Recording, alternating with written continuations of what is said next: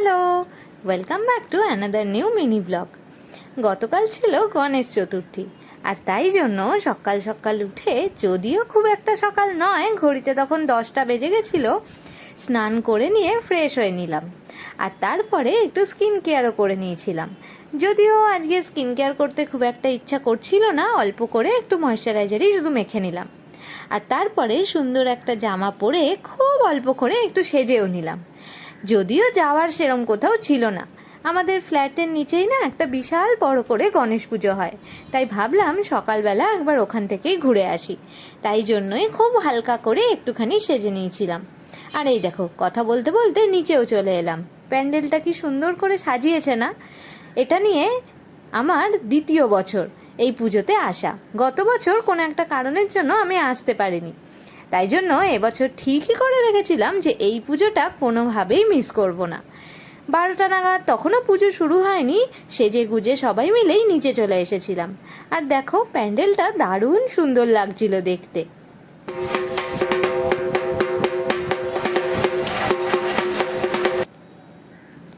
নিচে এসে দেখলাম সবে তখন পুজোর প্রস্তুতি শুরু হচ্ছে। বেশ কিছুক্ষণ দাঁড়িয়ে দাঁড়িয়ে সেই সব দেখার পরে তারপরে আবার ওপরে চলে এলাম। আজকে জানো তো, আমাদের অফিসে গণেশ পুজো উপলক্ষে বেশ কয়েকটা লোকেশানে ছুটি ছিল, কিন্তু কি জানি কেন কলকাতা লোকেশানে কোনো ছুটি ছিল না। তাই জন্য আর কি, অ্যাজ ইউজুয়াল বাকি 5টা দিনের মতো আজকের দিনেও ল্যাপটপ খুলে অফিসের কাজ করতে বসতে হলো।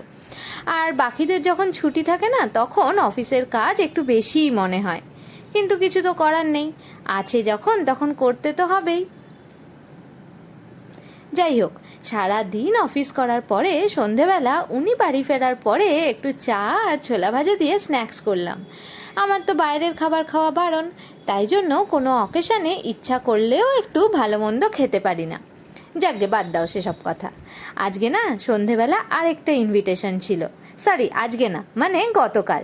তার জন্যই সারা দিন অফিস করার পরে এবার আবার একটু সাজুগুজু করার পালা, আর সেই জন্যই প্রস্তুতি নিচ্ছিলাম।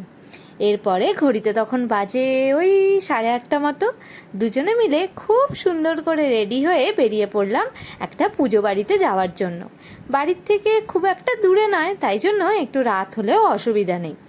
আর পুজো বাড়িতে যাচ্ছি বলে কথা, একটু মিষ্টি না নিয়ে গেলে হয়, তাই জন্য সবার আগে চলে এসেছিলাম একটু মিষ্টি কিনতে।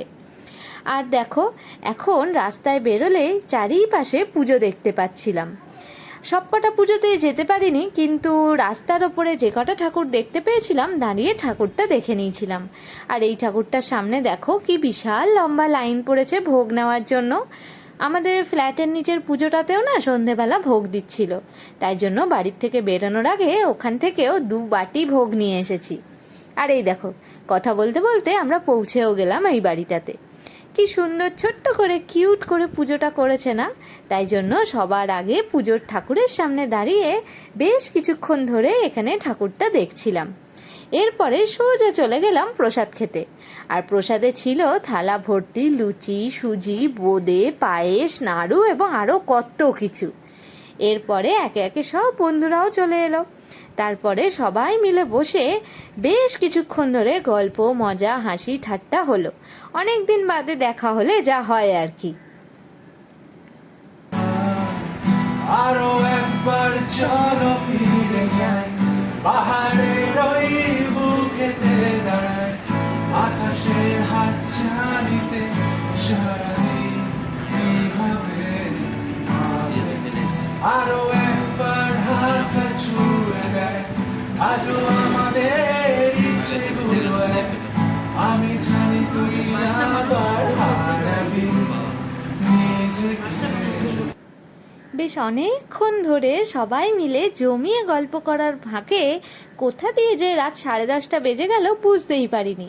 রাত হয়ে গেছে, এবার তো খেয়ে দিয়ে বাড়ি যাওয়ার পালা, তাই জন্য সবাই মিলে চলে গেছিলাম খেতে। আর ডিনারে ছিল ভোগের মধ্যে পোলাও, আলুর দম, চিলি পনির, আর তার সাথে ছিল চাটনি, পাঁপড়, মিষ্টি। প্রত্যেকটা খাবারের স্বাদই কিন্তু দারুণ লেগেছিল আমার। খাওয়া দাওয়া করে বন্ধুদের সবাইকে টাটা বলে এবারে বাড়ি ফেরার পালা। আর রাতও হয়ে গেছে বেশ অনেকটা, কিন্তু দেখো বাড়ি ফেরার পথে দেখতে পেলাম রাস্তার আলোগুলো জ্বালিয়ে দেওয়াতে কি সুন্দর লাগছে দেখতে না! মনে হচ্ছে যেন দুর্গা পুজোই চলে এলো। কিন্তু এক্ষুনি তো বাড়ি যাওয়া যাবে না। শেষবারের মতো গনু বাবাকে আরেকবার দেখতে প্যান্ডেলে চলে এলাম। আর এখন যেহেতু রাত হয়ে গেছে, তাই জন্য প্যান্ডেলটা কিন্তু একদম ফাঁকা ছিল। সত্যি গণেশ ঠাকুরের মুখটা দেখে না মনে হচ্ছিল তাকিয়েই থাকি। যাই হোক, গণেশ ঠাকুরকে গুড নাইট বলে চলে এলাম ওপরে। এই ছিল আমাদের ছোট্ট একটা গণেশ চতুর্থীর ব্লগ। তোমাদের কেমন করে গণেশ পুজো কাটলো সেটা কিন্তু আমাকে অবশ্যই জানিও। তোমাদের সাথে দেখা হবে অন্য কোনো মিনি ব্লগ।